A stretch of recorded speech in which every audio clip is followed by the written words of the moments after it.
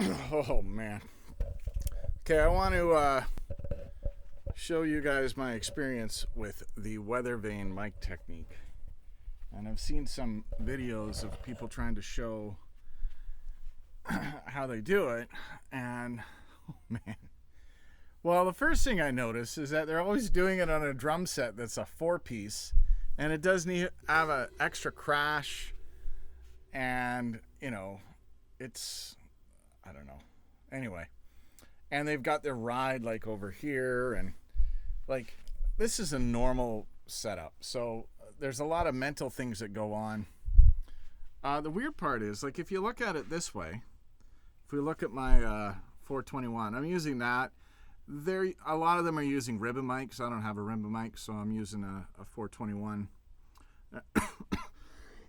And I set this up first just to get a good sound. And it actually sounds pretty good. Like, nice snappy snare. And my kick is, you know, you're not going to get a lot of kick in this dead room.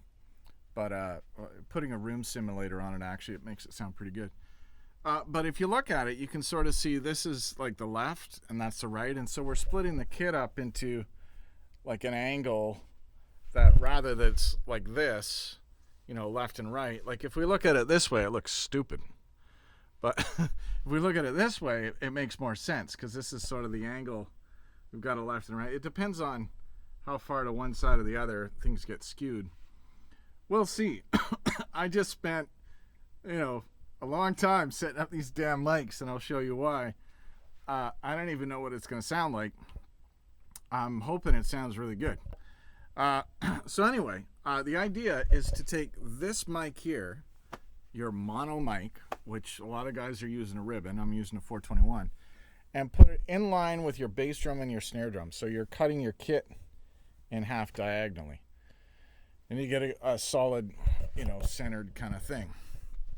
The next step, they said, was to take your snare drum mic, your regular mono snare mic thing, and point that, right? And then get this mic sort of in the zone, right? But what you're supposed to do is, you know, I use just a piece of string. Some guys are using mic cables. I duct tape that to my skin. And then I measured it to here. Well, don't tell me something's moving. Oh, just my damn toms are in the way. I measured it to there. So that's bang on. So that's from my bass drum there. And it's also attached to my snare. And then I just come across to here. And you can roll it on your thumb. They say you can roll it on your thumb. It's not the same thing as Glyn Johns where you'll actually hold it. This would be different than Glyn Johns because you're not actually holding the spot. You're letting it slide because I guess we're making a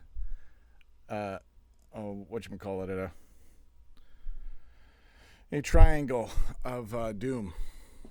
So I've got this guy. I've got, I keep on getting caught on my tom there. This one, and I've got this one. Now you can see here, it's pretty close to my crash.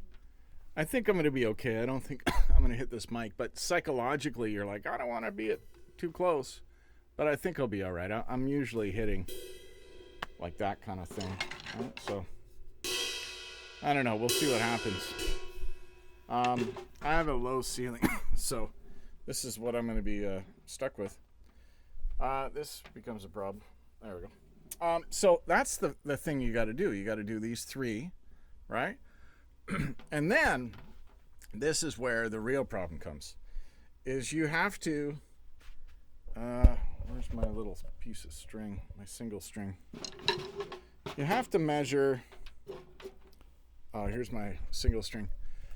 The distance between each mic from each other, but these two are what you use as your reference. You don't move these at all. The only thing you're going to move is this one. And oh man, talk about losing your mind, like moving it in different directions. Here, I'll show you. I've finally got it, but you start with this one. All right, so I got it. So you got that length, and I'm gonna measure it to this one. Right? And then